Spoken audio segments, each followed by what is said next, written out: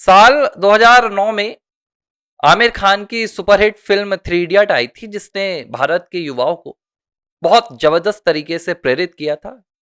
पूरी फिल्म की जो कहानी थी वो शिक्षा व्यवस्था से जुड़ी हुई थी, स्किल से जुड़ी हुई थी।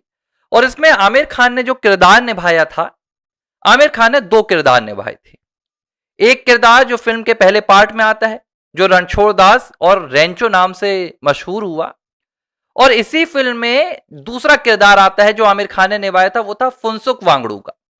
पहले किरदार में आमिर खान रणछोड़ दास के तौर पर एक स्टूडेंट रहते हैं, और दूसरे किरदार में कॉलेज खत्म होने के बाद आमिर खान एक मशहूर साइंटिस्ट फुनसुक वांगडू बन जाते हैं, जो लेह में स्कूल खोल लेते हैं, नए नए अपने पेटेंट्स बनाते हैं, आविष्कार करते हैं। उन दिनों ये फिल्म जबरदस्त तरीके से युवाओं के बीच में बहुत ज्यादा चर्चा का विषय बन गई थी।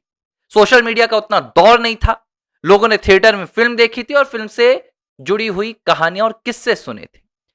इसी बीच अचानक यह चर्चा निकलकर आई कि जिस किरदार को आमिर खान ने निभाया है, वो किरदार दरअसल कोई काल्पनिक नहीं है, बल्कि वो किरदार भारत के ही एक साइंटिस्ट का है, भारत के ही एक व्यक्ति का है। और यह व्यक्ति कोई और नहीं बल्कि लेह लद्दाख में रहने वाला सोनम वांगचुक है। सोनम वांगचुक की तस्वीरें उन दिनों कई अखबारों में छपने लगी कि यही वो किरदार है जिसे आमिर खान ने निभाया है। धीरे धीरे सोनम वांगचुक ने भी अपना नाम थ्री इडियट्स के साथ, अपना नाम फुनसुक वांगडू के साथ पीआर करवाना शुरू कर दिया। अभी बीते दिनों जब सोनम वांगचुक सीजेपी के प्रोटेस्ट में पहुंचे, और सीजेपी के प्रोटेस्ट में लगातार उन्होंने 19 दिनों तक अनशन कर रखा है, लेकिन बावजूद इसके उन्हें जन समर्थन नहीं मिला, उन्हें कोई जनाधार नहीं मिला, उनकी राजनीति काम नहीं आ रही। तो अचानक सोशल मीडिया पर यह प्रोपेगेंडा शुरू कर दिया गया कि आपका फुनसुक वांगडू मरने वाला है, don't let your Phunsuk Wangdu die. Social media पर तरह तरह की रील्स आने लगी। बहती हवा सा था वो थ्री इडियट्स के गाने के साथ सोनम वांगचुक की रील्स वायरल होने लगी। यहां तक कि जो थ्री इडियट में चतुर का किरदार निभाने वाले एक्टर थे ओमी वैद्य, उन्होंने तो भैया पीआर की हदें पार कर दी। मुझे तो लग रहा है ओमी वैद्य के खिलाफ मामला न दर्ज हो जाए।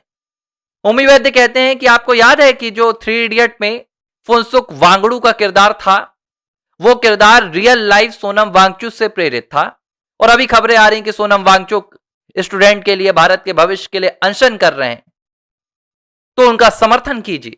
धीरे धीरे भाई कई कलाकार, स्वरा भास्कर, सोनाक्षी सिन्हा, सोनम वांगचुक के समर्थन में रील्स बनाने लगे।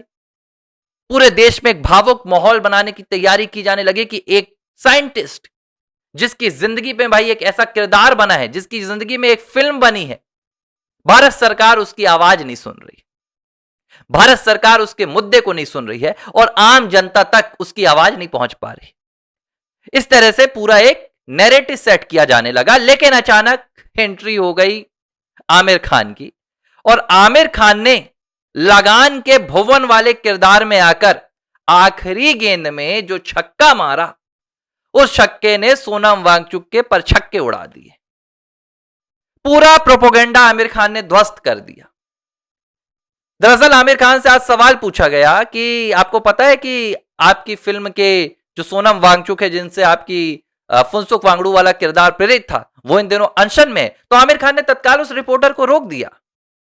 आमिर खान ने कहा नहीं नहीं, ये बात पूरी तरीके से गलत है, और मैंने वो वीडियो देखा जो चतुर ने बनाया, यानी कि ओमी वैद्य ने। और उस वीडियो में ओमी वैद्य ने यह कहा है कि यह किरदार फुनसुक वांगडू वाला सोनम वांगचुक से लिया गया था, लेकिन यह बात पूरी तरीके से गलत है, क्योंकि 2009 में जब हम फिल्म की स्क्रिप्ट लिख रहे थे, हम फिल्म बना रहे थे, तब तो हम सोनम वांगचुक को जानते तक नहीं थे। यह बात पूरी तरीके से झूठ है। यह किरदार सोनम वांगचुक पर आधारित नहीं है।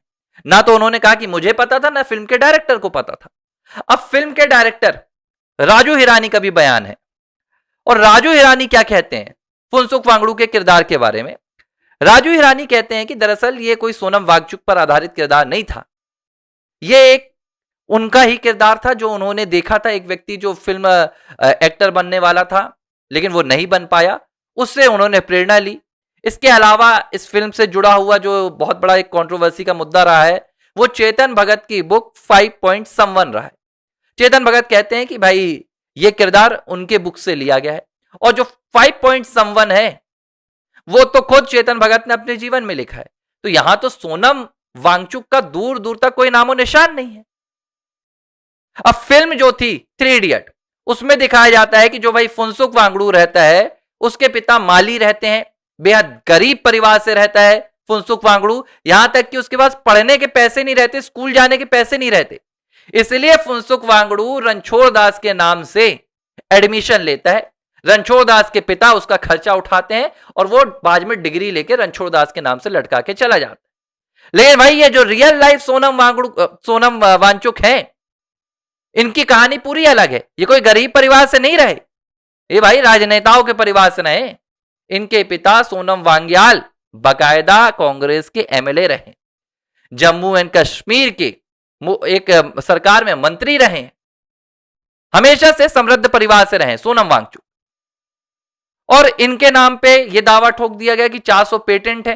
भाई ये बहुत बड़े साइंटिस्ट हैं, भारत के सबसे बड़े साइंटिस्ट हैं, महान साइंटिस्ट हैं।